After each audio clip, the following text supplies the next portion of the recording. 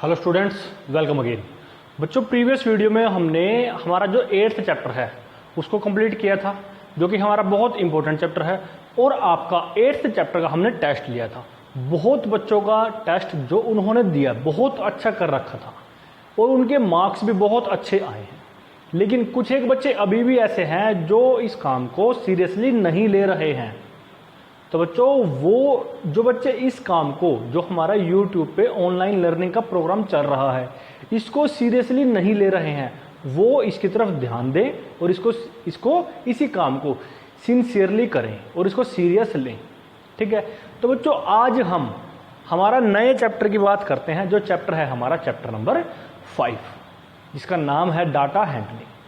तो इस तरह के जो क्वेश्चंस इस चैप्टर में आएंगे, या जो मैटर इस चैप्टर के अंदर होगा, उस टाइप का कुछ कुछ काम हम 7th में, 6th में और 5th क्लास में करते आए हैं। मतलब हम लोगों ने पिक्टोग्राफ 6th 7th क्लास में बनाए हैं, उसी का अपग्रेडेड वर्जन, मतलब उन्हीं चीज को एक्सटेंड करके, उनको अपग्रेड करके आपके पास 8th क्लास में आएंगे और उसको भी हम स्टडी करेंगे। तो डाटा हैंडलिंग का जो इससे नाम से ही क्लियर होता है डाटा, सबसे पहली बात तो यही आती है कि डाटा क्या होता है। डाटा मतलब किसी भी तरह की इंफॉर्मेशन को हम डाटा बोल देते हैं। Any kind of information is called data. अब वो इंफॉर्मेशन कैसी हो सकती है? जैसे आपकी क्लास के अंदर बच्चे हैं, आप लोग A section, B section, C section कहीं के भी हो, किसी भी सेक्शन के हो, तो उस क्लास में मान के चलो कि 30 स्टूडेंट्स हैं, तो 30 स्टूडेंट्स के कोई ना कोई नेम होंगे, उनके नाम होंगे। तो हम अगर उन नेम्स को ही अरेंज करें, उसको भी हम डाटा बोल देते हैं। उन नेम्स को हम अगर कलेक्ट करें, अरेंज करें ना करें वो अलग मैटर है। अरेंज करेंगे तब भी डाटा होगा, अरेंज नहीं करेंगे तब भी डाटा होगा। ऐसे ही अगर हम आप लोगों की हाइट कैलकुलेट करें, हाइट को मेजर करें, हर एक बच्चे की हाइट, तो वो क्या आएगा हमारे पास? डाटा आएगा। अगर हम हर एक बच्चे का वेट मेजर करें, वो भी डाटा कहलाएगा। ठीक है। आपका एड्रेस नोट करें, वो भी डाटा कहलाएगा। आपको कौन कौन से सब्जेक्ट पसंद हैं और कौन से ना पसंद हैं, किनको आप लाइक और डिसलाइक करते हो, उसको हम अगर आपसे लें, आपकी राय लें, तो वो भी डाटा कहलाएगा। मतलब किसी भी तरह की इंफॉर्मेशन को हम डाटा बोल सकते हैं। अब डाटा भी हमारा 2 तरह का होता है। एक, जैसा डाटा आप लोग हमको दोगे, मान लो कि हमने हर एक बच्चे की हाइट को मेजर करना है, तो फर्स्ट जो स्टूडेंट है उसकी कोई ना कोई हाइट है, सेकंड की है, थर्ड की है, फोर्थ की है, फिफ्थ की। ऐसे ही हर एक बच्चे की हाइट है। अब ऐसा तो है नहीं कि हर एक बच्चे की हाइट सेम है, ऐसा भी नहीं है कि हर एक बच्चे की हाइट उससे पहले वाले बच्चे से ज्यादा ही आ रही है, ऐसा भी नहीं है कि हर एक बच्चे की हाइट पहले वाले बच्चे से कम ही आ रही है। रैंडमली हाइट आएगी। मान लो फर्स्ट जो स्टूडेंट था उसकी हाइट 5 फीट है, सेकंड स्टूडेंट की हाइट 5 फीट 2 इंच है, थर्ड स्टूडेंट की हाइट मान लो 4 फीट है, फोर्थ स्टूडेंट की सपोज 5'3" है। तो ऐसे उनकी हाइट आती रहेगी। जैसा डाटा आप लोगों ने हमको दिया उसको एज इट इज रखना, एज इट इज पुट करना, बिना किसी अरेंजमेंट के, बिना किसी उसको हम ऑर्गेनाइज करें, उस डाटा को बोलते हैं रो डाटा। अगर उस डाटा को हम अरेंज करते हैं अकॉर्डिंग टू आवर कन्वीनियंस या अकॉर्डिंग टू आवर पर्पज, जिस पर्पज के लिए हम उस डाटा को ऑब्टेन कर रहे हैं, तो उस डाटा को हम क्या बोलते हैं बच्चों? रो डाटा। जैसा डाटा मिला वैसा का वैसा हमने लिख दिया, उसको क्या बोल देते हैं? रो डाटा। RAWDATA डाटा बोलते हैं, कुछ इसको डेटा भी बोलते हैं। तो जैसा आपकी इच्छा हो, जो आपकी इच्छा हो, डाटा बोलना है तो ठीक है, डेटा बोलोगे तो भी सही है। ठीक है बच्चों। फिर इस डाटा को अरेंज करने की हमें जरूरत क्यों पड़ी? इसको हम किसी ग्राफ के अंदर रिप्रेजेंट करते हैं, किसी पिक्चर की फॉर्म में रिप्रेजेंट करते हैं। क्यों? क्योंकि आप सभी को पता है विजुअल इंप्रेशन जो होता है वो हमारे पास काफी लंबे टाइम तक चलता है। अगर मैं किसी भी डाटा को विजुअली रिप्रेजेंट करता हूं, जैसे आप लोग कोई मूवी देखते हो, तो उस मूवी का आपको हर एक सीन याद होता है कि इस स्टेप पे ये हुआ था, ऐसे ऐसे किया था। क्यों? उसकी जो विजुअलाइजेशन है वो आपके दिमाग में छप जाती है। इसी तरह से हम डाटा को भी अरेंज करते हैं ताकि हमें उसकी पूरी इंफॉर्मेशन रहे।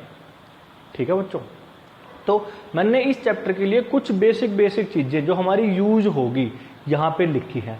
ये आपको की पॉइंट्स की तरह पे इस चैप्टर का नाम लिख के अलग से ये लिखने हैं और इनको 2-3 बार लर्न करना है। तो देखिए बच्चे, फर्स्ट डेफिनेशन क्या है? First definition is data. जैसा मैंने आपको बताया, any kind of collected information is called data और डेटा। सेकेंड है, sometimes data is represented graphically to give a clear idea of what it represents. कुछ टाइम्स जो डाटा हम रिप्रेजेंट करते हैं उसका ग्राफिकल वर्जन हमको ज्यादा क्लियर कट आइडिया देता है कि वो किस चीज को रिप्रेजेंट कर रहा है। ठीक है, तो वी डिड पिक्टोग्राफ, हम लोगों ने पिक्टोग्राफ के बारे में पढ़ा। डिड के प्लेस पे हम लोग स्टडी लिख सकते हैं, वी स्टडीड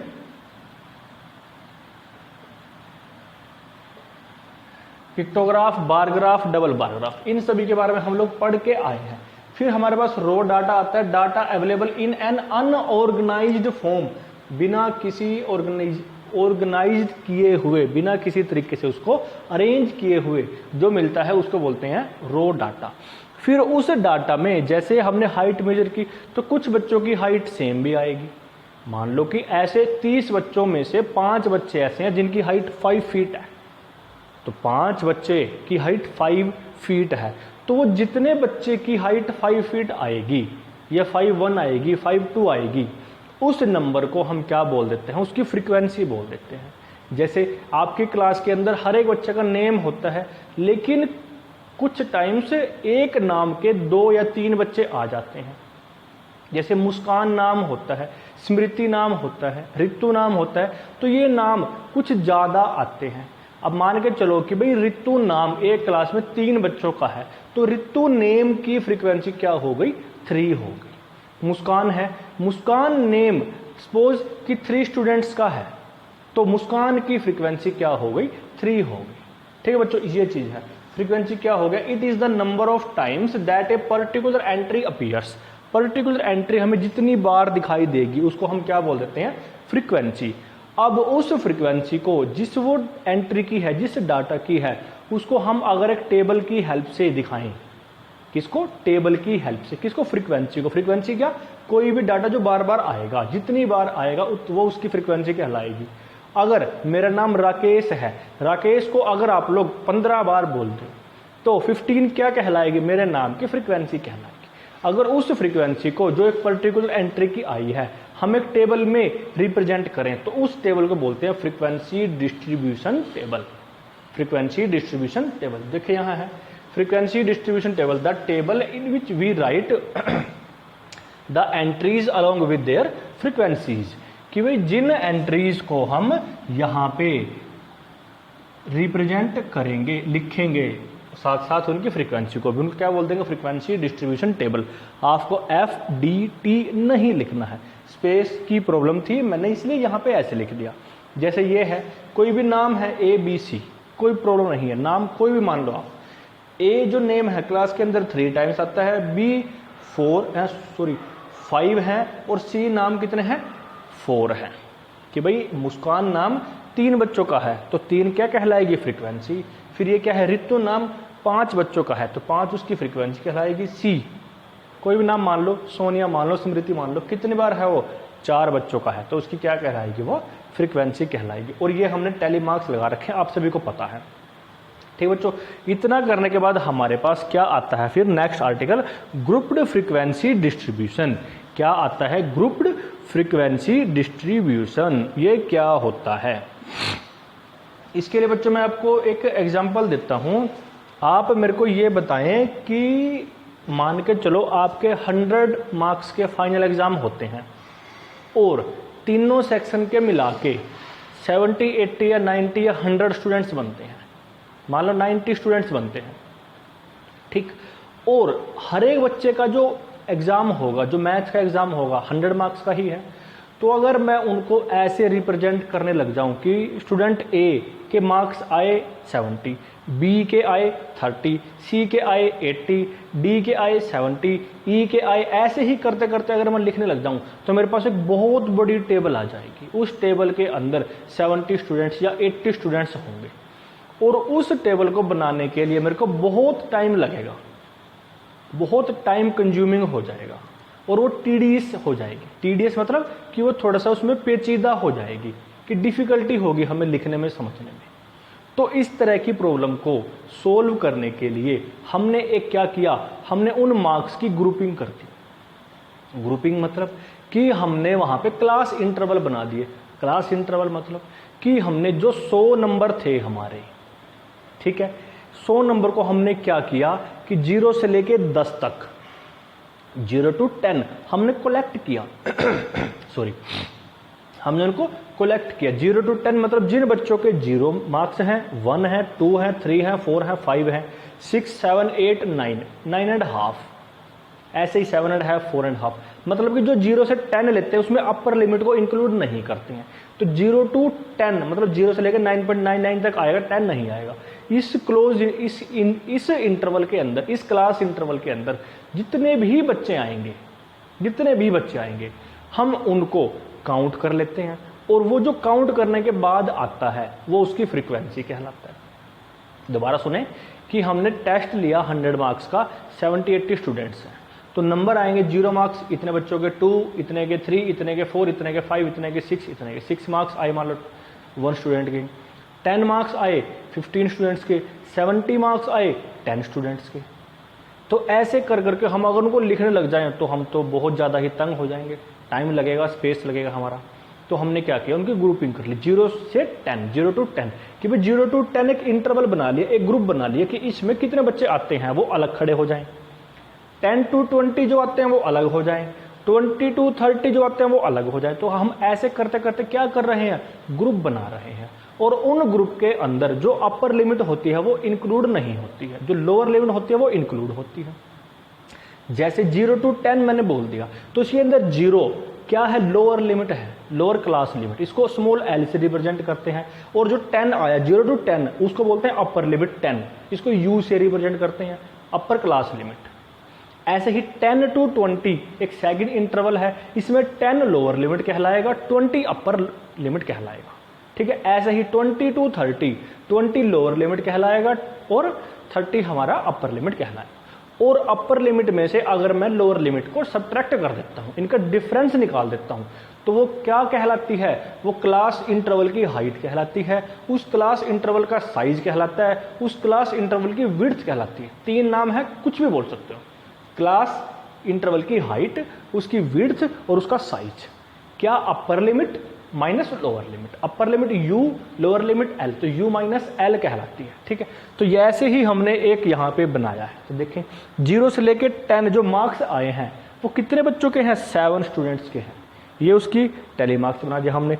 20 से 30 कितने स्टूडेंट्स के हैं, 2 स्टूडेंट्स के हैं, वो टैली मार्क्स बना दिया।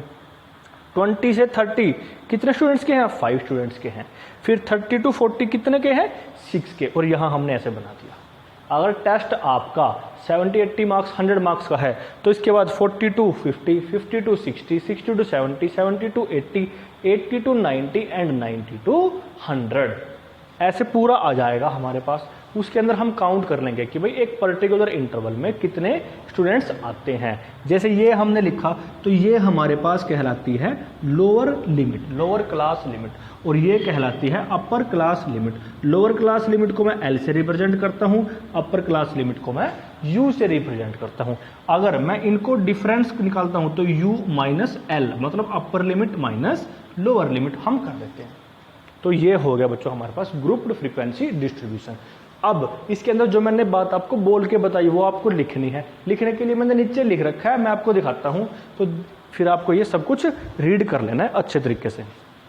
देखिए बच्चों क्या है, जो ये 0 से 10, 10 to 20, 20 to 30, 30 to 40 जो हमने ग्रुप फ्रीक्वेंसी डिस्ट्रीब्यूशन में लिए, इनको क्लास इंटरवल्स बोलते हैं, जिनके अंदर 0, 10, 20, 30 जो ये आए हैं ये हमारे क्या कहलाते हैं, ये जो आए हैं 0 कहाँ गया, 0 10 20 30, 0 10 20 30 लोअर लिमिट, और साथ साथ फिर क्या 10 20 30 40 जो ये यहाँ आए हैं वे अपर लिमिट कहलाते हैं। और उनके डिफरेंस को हम क्या बोलते हैं, class size, class width, class height. The difference between upper class limit and lower class limit is called क्या, class width size height. H से हम रिप्रेजेंट करते हैं। तो ऐसे करके बच्चों ये सारा काम आपको करना होता है। अब बच्चों जो इसके अंदर हमारे आगे क्वेश्चंस आएंगे उनमें स्टेटमेंट थोड़ी बड़ी होगी, तो इसके लिए हम क्या करेंगे, जब भी हमारी वीडियो आएगी तो आपको अपने सामने अपनी मैथ की बुक को रखना है, एक सेपरेट रूम में बैठना है, ईयरफोन लगाने हैं ताकि कोई आपको आके डिस्टर्ब ना कर सके। ठीक है बच्चों, तो ये 2-3 बातें आपको ध्यान रखनी है। और जब तक आपको ये वीडियो जो ये इंट्रोडक्शन हमने बताई आपको समझ नहीं आती, तब तक आप वीडियो को देखें, चाहे वो 2 बार हो चाहे 3 बार हो, और पूरी कंप्लीट वीडियो देखा करें।